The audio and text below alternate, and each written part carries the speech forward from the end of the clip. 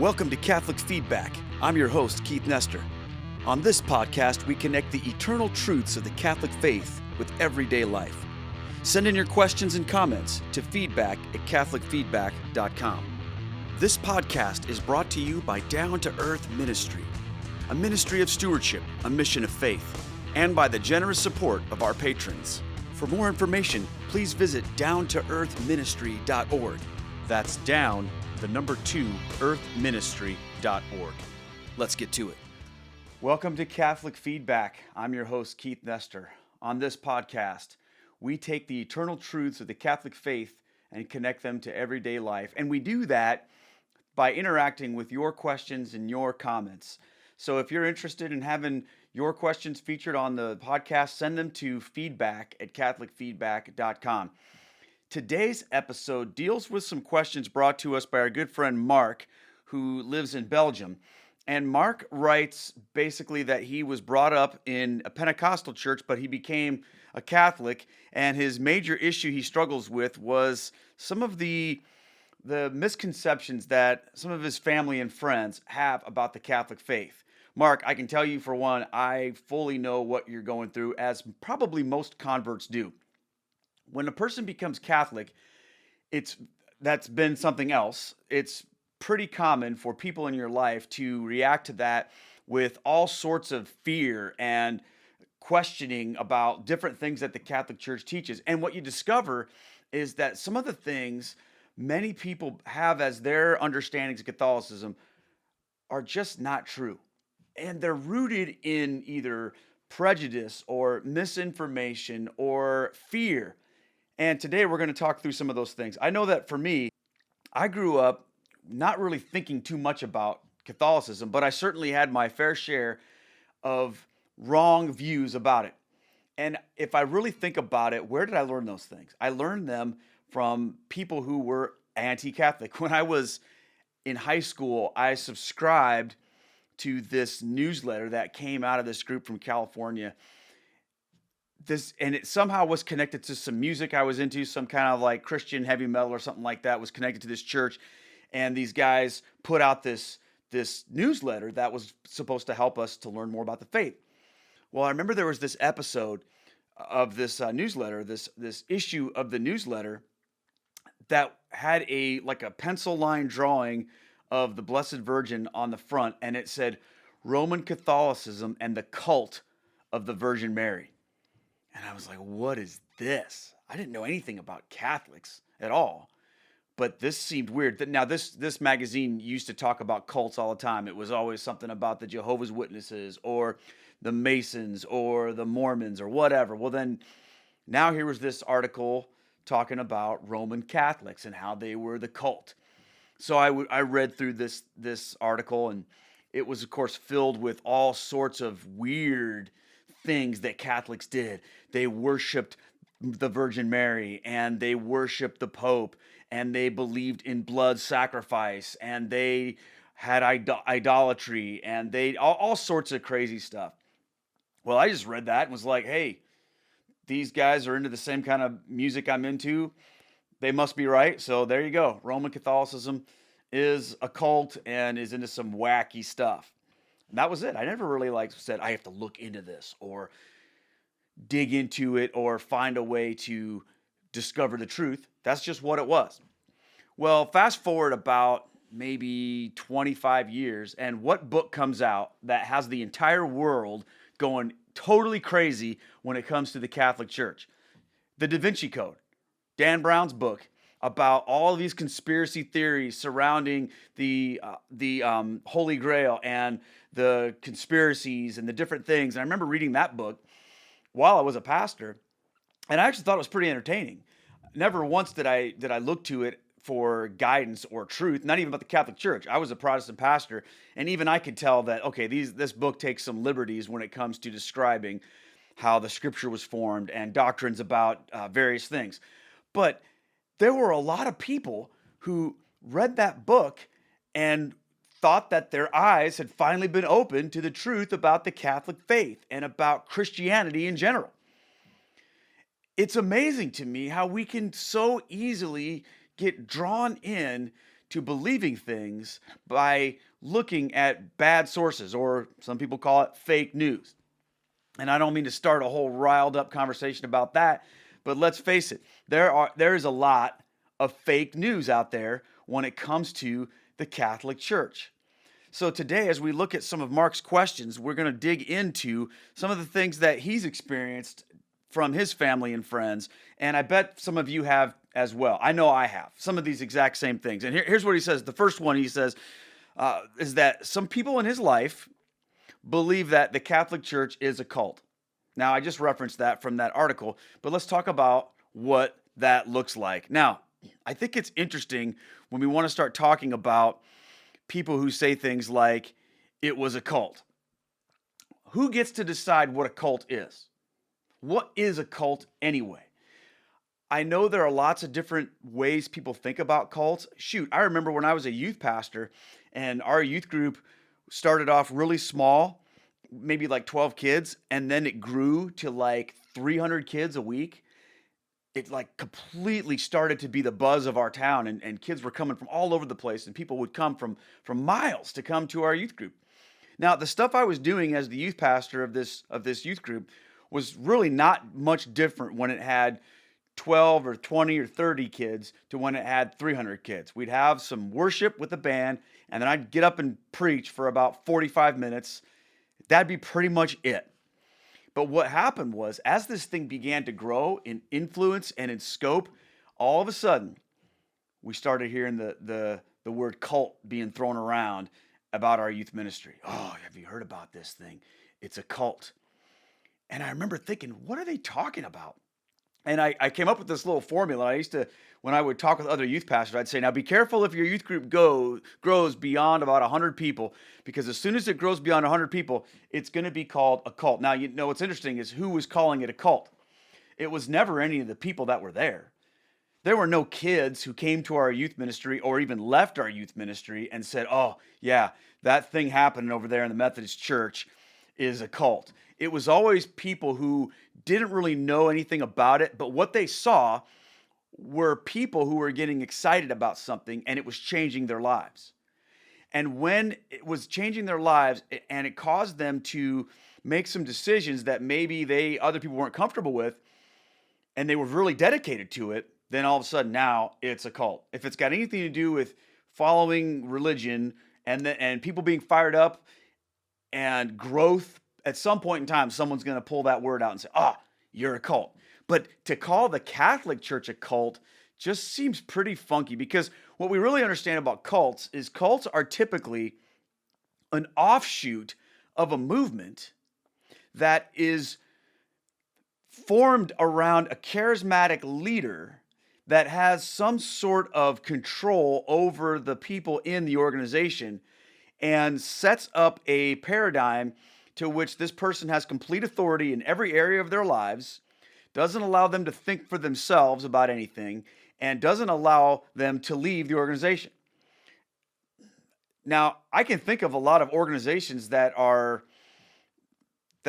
get people fired up, that have a charismatic leader, and maybe they're an offshoot of something. But when I think about Roman Catholicism, I can't understand it, because here's why.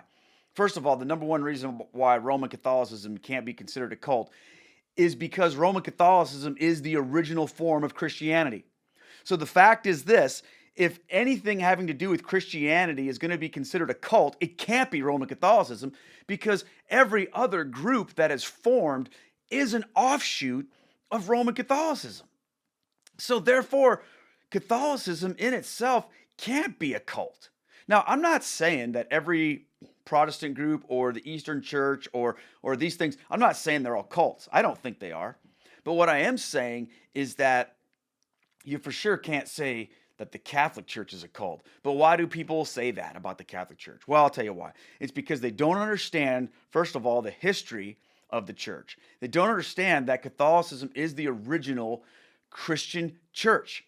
In fact, for the first, let's just go with 1,000 years, there wasn't really any other group that would call themselves Christian that wasn't Catholic. Now, I know there were little offshoot heresies over here, and weird groups and stuff like that. I'm talking about anything that's actually substantial and significant that has stood the test of time. It wasn't until the split of the East and the West where we now began to see two separate churches on different paths, but both trace themselves back to the apostles. Now, when you get to the Protestant Reformation in the 16th century, you see something completely different. You see a charismatic individual taking people away from this movement, twisting things and turning things around and forming his own group. Now, honestly, which one sounds more like a cult? Catholicism or things that happened during the Reformation? I think you could make a clear case that if you're going to say one is a cult, the other isn't, you got to look at Catholicism and say there's no way that could be a cult. So if you have that understanding, first of all, which most people don't, most people think that the Catholic Church, when I say most people, who do I mean? I mean your friends, Mark, and your family who don't understand what you're doing when you become a Catholic. Let me just share a little bit of insight as to how I used to think about it. And I bet the way I used to think is pretty typical with the way a lot of people think.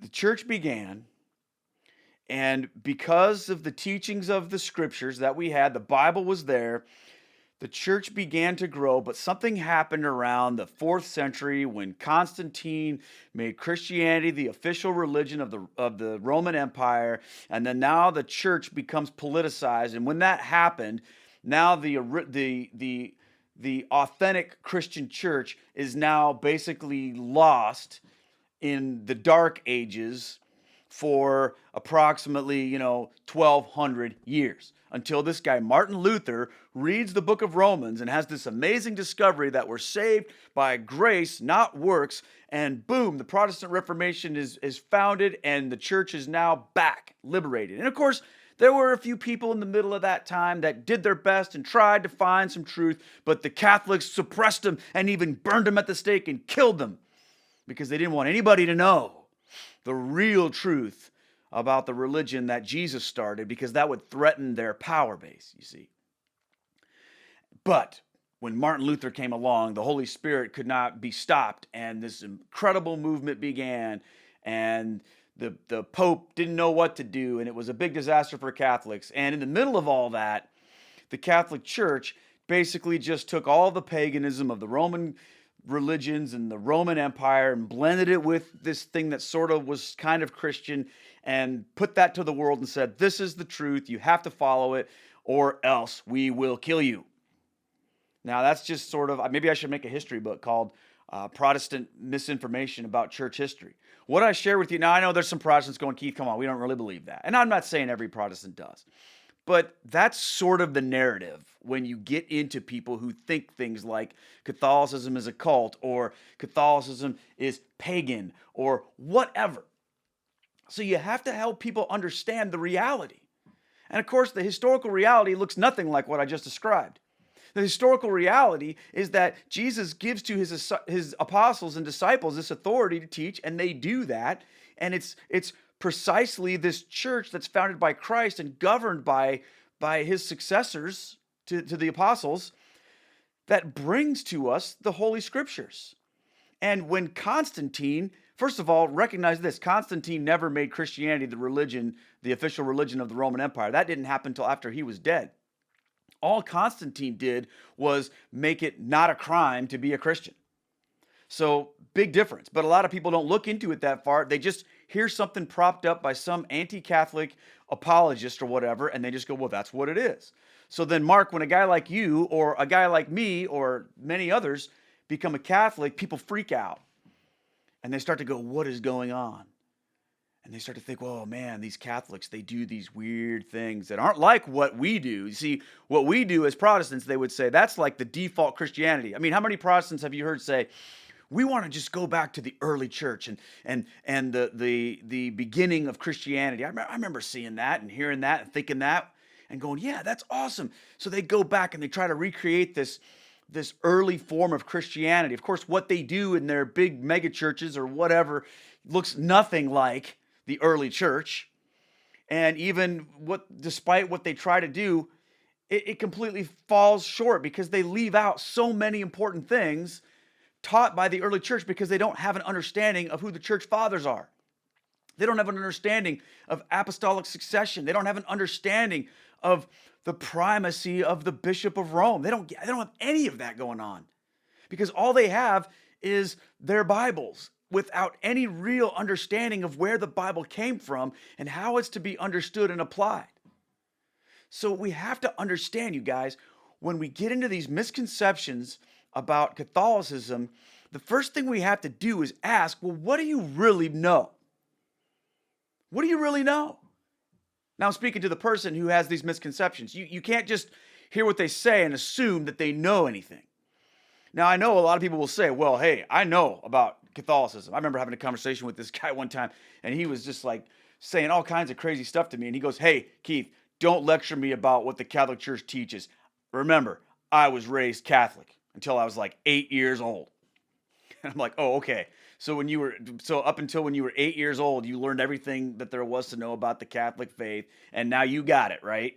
And people who've studied the church and read the fathers and know the council documents and all of that, they don't know, but you do, because you were a kid in the Catholic Church at some point in time in your life or whatever.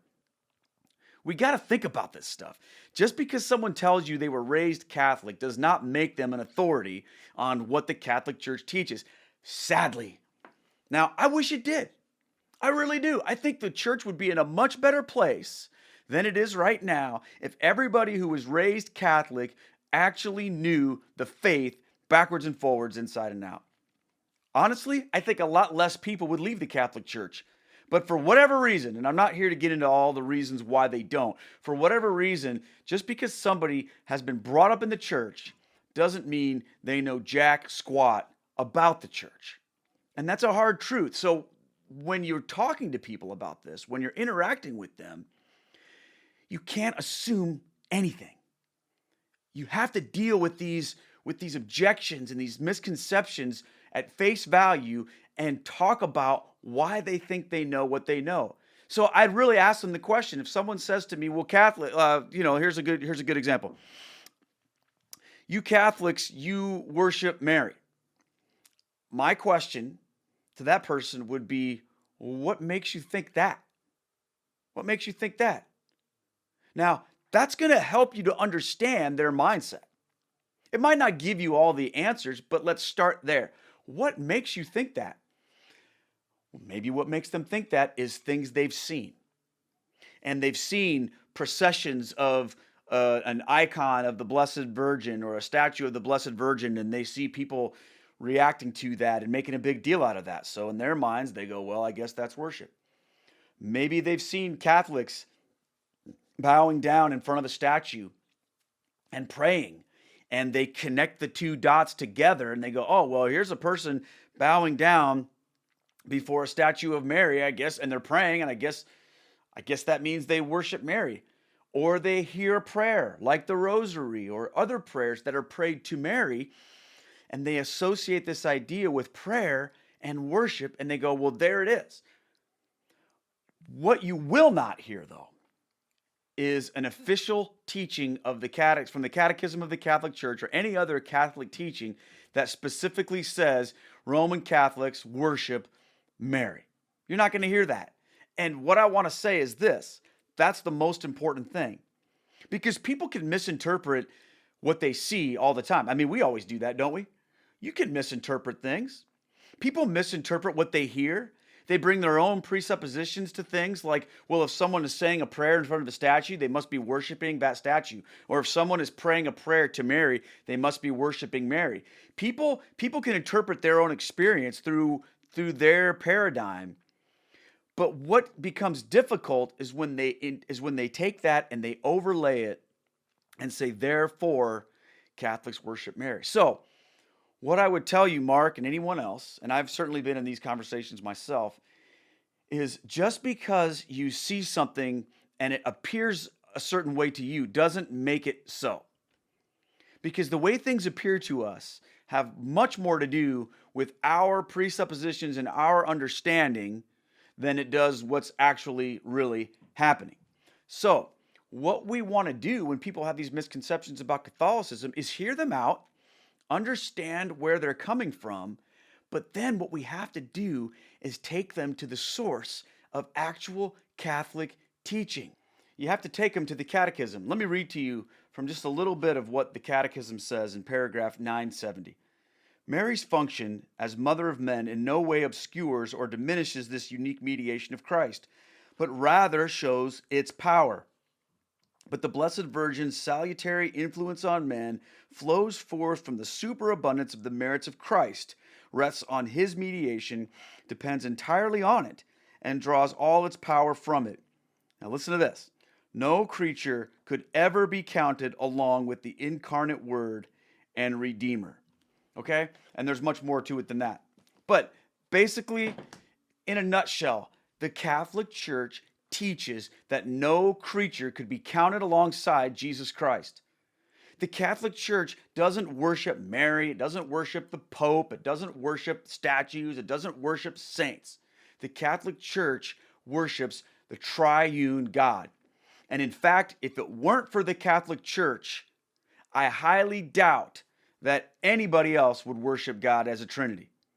Because did you know that, of course, in the Bible, we're not taught explicitly that God is a Trinity? That's a doctrine and belief that comes from the Scripture, that's supported by biblical truth, but it had to be developed and coalesced into this mysterious understanding of God as a Trinity, Father, Son, Holy Spirit. And believe it, there were plenty of people, even within the church, who at one point or another tried to go off of that teaching.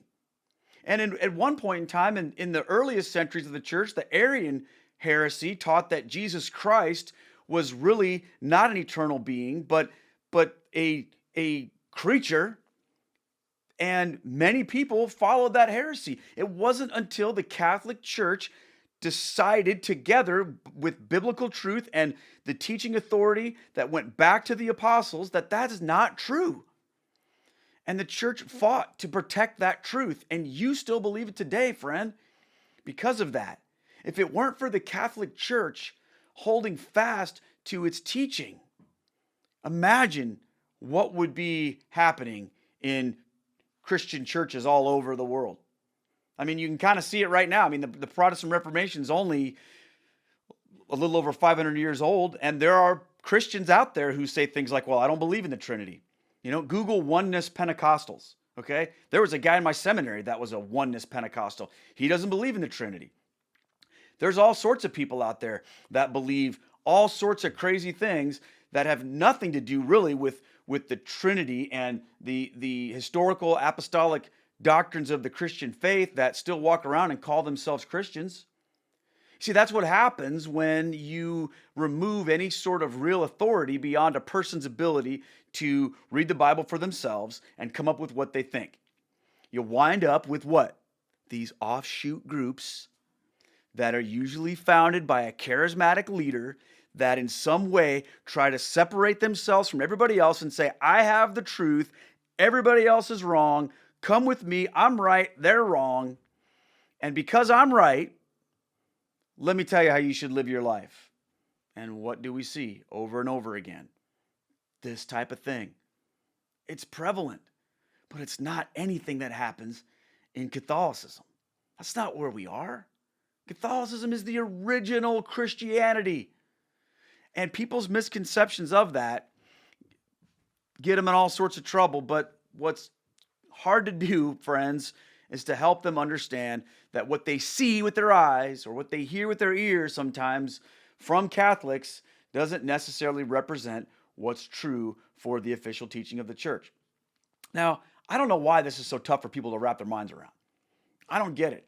Do we do this to any other organization? Do we do this to any other Protestant church? Do we look at any Protestant church and their followers and then say, well, your church teaches this or your church teaches that? I don't know. Maybe we do, but it seems kind of weird, don't you think? To look at what a few people over here do in a large organization and then judge the entire organization on it. It just seems strange. But yet when it comes to Catholicism, it's exactly what people will do. So what do you do with these misconceptions? And how then are you supposed to explain them to people and help them? Yeah, okay, so you take them to the Catechism. That's number one. Number two is this. you maintain those relationships and you help people work through their specific questions so that you can help them understand why Catholics do what they do. So I know we talked for a minute ago about people that see Catholics bowing down in front of statues and praying, and then, of course, thinking that's idol worship. And if you say to somebody, well, no, we don't worship idols, then, of course, they go, well, they're confused. Well, then what am I seeing? What does this look like? What's actually happening? And now is when you get to have some pretty awesome conversations. Now is when you can open up people's minds to the fact that what they see in Catholicism isn't something that was just invented recently, but these are ancient Christian practices that go all the way back. As a matter of fact, the use of images and of statues in worship, this will blow their minds. This isn't just a Catholic thing. This is something that goes all the way back to the earliest Christians and even Jews. So you have to ask yourself, why would the Eastern Church make such a big deal out of having icons and statues in worship if the Catholics invented it in the Middle Ages? Because the split from the East and the West happened in like the 10th century-ish. So if you go back to, if you look at things that the Eastern Church does, and you see they've been doing this long before the split, then you have to go, okay, well, that must mean that this practice dates back before this church split off. Because it'd be really weird, wouldn't it, if the Eastern Church did this and the Catholic Church did that, and yet they somehow both wound up placing such a large emphasis on the use of icons and statues in worship. That would be really weird. But it makes a lot more sense if you say, no, before they split, they were already doing that, and they each took that with them into their modern day practice. It's pretty interesting.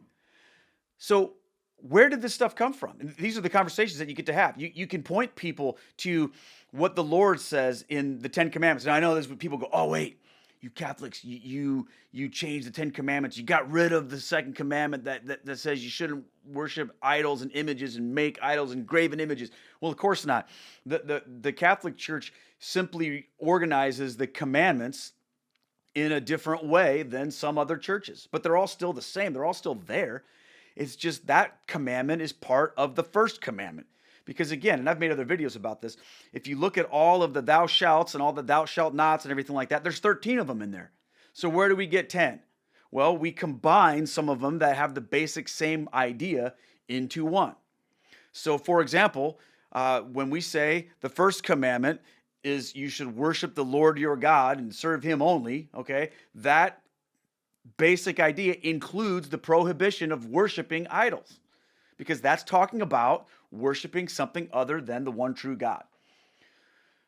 A lot of Protestants separate those two out, but then what they do is at the end, they combine the prohibition against coveting your neighbor's stuff and coveting your neighbor's wife. Catholics and Lutherans and others keep those two as the 9th and 10th commandment. Anyway, and I'm not saying this is like something that's like not a hill to die on, because at the end of the day, the scripture is the scripture. But people look at that and they go, oh, well, Catholics, they don't do that. They worship idols. They don't worship the one true God. So you take them back to the catechism and you talk about this truth that is found in the scriptures. And in the catechism, paragraph 2112 says the first commandment condemns polytheism. It requires man neither to believe in nor to venerate other divinities than the one true God. Okay? Scripture constantly recalls this rejection of idols of silver and gold, the work of men's hands. They have mouths but do not speak, eyes but do not see. These empty idols make their worshipers empty. Those who make them are like them, so are all who trust in them. God, however, is the living God who gives life and intervenes in history. Now, does this sound like something the Catholic Church would teach if it was trying to get people to worship idols? No, of course not. But people go, well, then why do you have them? Well, look a little bit further ahead and see in the scripture where people are commanded to make statues and put them on the Ark of the Covenant, on the mercy seat. And in the temple, there were statues, there were images. And it's not that those images in and of themselves were bad, it's the worship of them. So how do you get around that? Well, you look at what the actual teaching of the church says. Don't worship them. They're not gods. Because you got to remember, when this was written, when the Ten Commandments were written, they were written to a group of people surrounded by pagan idol worshipers. And everywhere they looked, people were making idols and they were bowing down and declaring them to be gods. And the Jews coming out of Egypt were told, no, there's one true God. And you don't worship these. You're not like these other nations. You don't worship their gods. You don't make your own gods. Remember when Moses came down and Aaron had made a golden calf out of their jewelry? This is the kind of stuff. That's a completely different thing than the use of a religious image to help one draw nearer to God. And that's where we have to have these conversations, friends. We have to help people understand the purpose of images and statues. And it really shouldn't be that hard, because most people use them at one point or another. Most people do. The most diehard Protestant churches that condemn Catholicism for the use of statues and idols probably have a nativity set somewhere in their church that they break out once a year and decorate the sanctuary with or put in front of the building. What's that? Most people have a picture of Jesus in their church. Is that not an image? Are they accused of worshiping? I've even seen people that put a picture of Jesus up in the sanctuary. And they have the altar up there, or not really an altar because they don't believe it's a sacrifice. They have a table or a railing there, and they pray, and they look up at a wooden cross. They look up at an open Bible. They look up at a picture of Jesus, and they're there praying and worshiping. Now, why is that so different than what Catholics do? It's really not. But you see, people's mindsets inform how they judge. And it's amazing to me how, when we want to arrive at a certain conclusion about what Catholics do, we get there without really being logically consistent with our own beliefs and our own practices. So, Marc, how do you deal with this? How do you help these misconceptions be ratified? Okay, so I said number one is to show them the catechism. Number two is to try to get to the heart of what they're doing and explain why we do what we do. There's one more. One more. And this is probably the most important. You have to live out your Catholic faith in a way that shows them that you love Jesus Christ and worship and serve him only, and that your life is being transformed by the power of the gospel, not despite the fact that you're Catholic, but because you are Catholic. I can't stress to you how important this is, everyone. People need to see your life, and it needs to make them stop and go, whoa, wait a minute. I didn't think Catholics were like that. I didn't think Catholics really worshiped Jesus with that much passion. I thought they just prayed with repetitious, robotic, vain prayers, right? I didn't know they actually had a personal relationship with Jesus. You know, it's okay for Catholics to talk about having a personal relationship with Jesus. That's okay. I didn't know that Catholics were born again. It's okay for you to talk about the fact that you've been born again.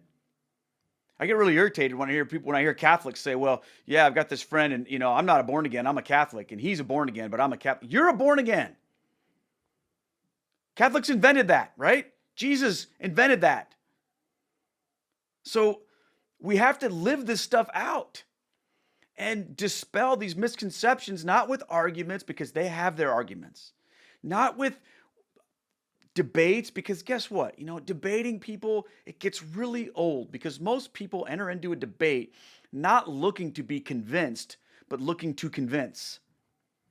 And all they're doing is parroting back their talking points and trying to defeat somebody else's talking points. I've been in these situations. It's pretty unfruitful at times.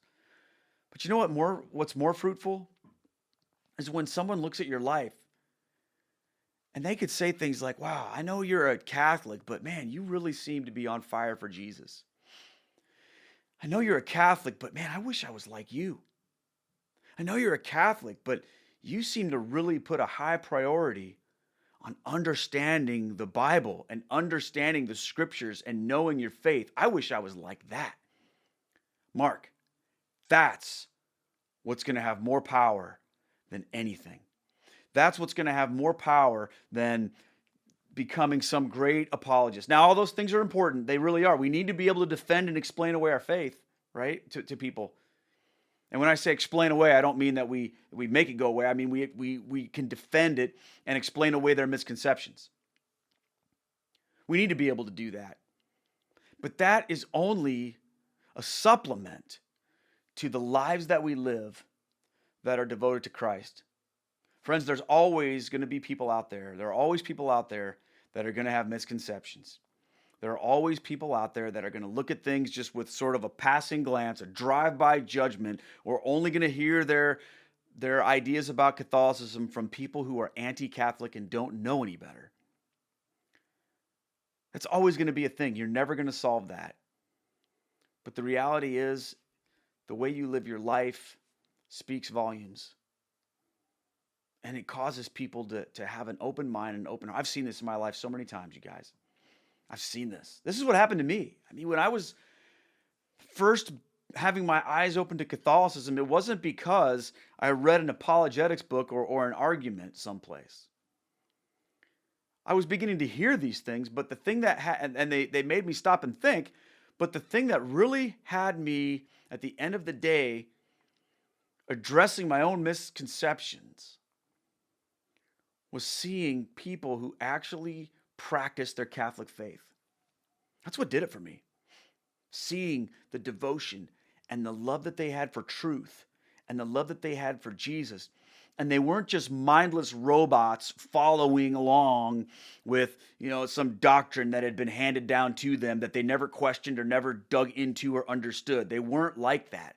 These were intelligent, thoughtful people who really could understand. And when we would have conversations back and forth, when I would begin to explain to them my objections, we had really good conversation about it. And then I saw how that was lived out in their lives, and it had a huge impact on me. So you got to have both. You got to have the ability to explain and defend your faith, absolutely. But you also have to recognize that that is really the outgrowth of a life that's lived for Jesus, in his church, following his teachings, in absolute love with him. Mark, I hope that's been helpful for you. I hope that it's been helpful for anybody out there who's wrestled through dealing with people in your life that have all these misconceptions about Catholics. Now, I want to say one more thing before we wrap this up. You can't get frustrated. Well, I shouldn't say that. You will get frustrated, but you shouldn't get discouraged if all of this doesn't lead to everybody in your life suddenly becoming Catholic. That's not your job. And everyone is on their own journey and is where they are right now. So you can have these conversations and live your life this way. Don't feel like it didn't work if everybody around you doesn't become Catholic. Your job is to plant the seed. Your job is to do what Christ has called you to do and preach the gospel and share the faith. If you've done that, then you've done your job. Not everybody is going to receive it. Not everybody is going to hear that or see that in your life and go, sweet, how do I join? What did Jesus tell his apostles? He told them that at some point in time when they went through the towns preaching the gospel, they would have to shake the dust from their feet once in a while because there would be people that wouldn't believe them. There were people that didn't believe Jesus. So you think you're going to do any better than that? No.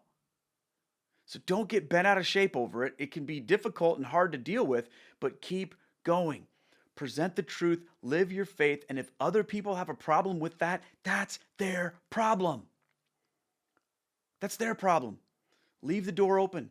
Be willing to have conversations. Be in relationship. Don't shut the door on someone because they're not receiving your Catholic faith. Always be open, always be available, always be seeking to shed light, but recognizing that not everybody is going to be there. It's a tough thing to accept, but it's the reality. I hope that you're blessed by that, and I hope that you can be encouraged and keep moving forward with that. I want to say a special thanks to all of you for sharing this podcast, for sharing the videos on YouTube, for helping me in my ministry. I'm very passionate about what I do, and it doesn't happen without the faithful support of all of you. So thank you to those of you who are my patrons. I can't even express to you how appreciative I am to you and how grateful I am to you. You have my heart, and I pray for you guys every day. If anybody wants to consider jumping on that team, it's a great team. Our Patreon team is awesome. You go to patreon.com/Keith Nestor, and I don't do like all sorts of wacky tiers where you have to pay this much to get that, or if you spend this much money, then, now I'll be your buddy or whatever. Like, I'm not doing anything like that. I'm basically saying, this is who I am. This is what I'm here to do. I want you to help me if you can at whatever ability you feel led to by the Lord, and there's nothing going to be attached to that you're going to get. Okay, if whatever I have, if you want that, okay, if you need something from me, and just let me know, okay, and we'll make that happen within reason. Okay, so I want to just thank you guys for that, and I want to thank every single person for being a part of this podcast. Please send in your comments, your questions to feedback@catholicfeedback.com. Next time, we are going to talk about the question, why is being Catholic so hard? What about people who say it's too strict and I can't do it? If you've ever struggled with that, make sure you catch next week's episode. It's going to be awesome. God bless you guys. Thanks for listening to Catholic Feedback with Keith Nestor. Send in your questions and comments to feedback@catholicfeedback.com. This podcast is brought to you by Stewardship, a mission of faith, and is also supported by our team at patreon.com/Keith Nestor. Please consider joining our support team. Catholic Feedback is a production of Down to Earth Ministries. For more information about Down to Earth, or to bring me to your parish or event, visit down2earthministry.org. See you next time.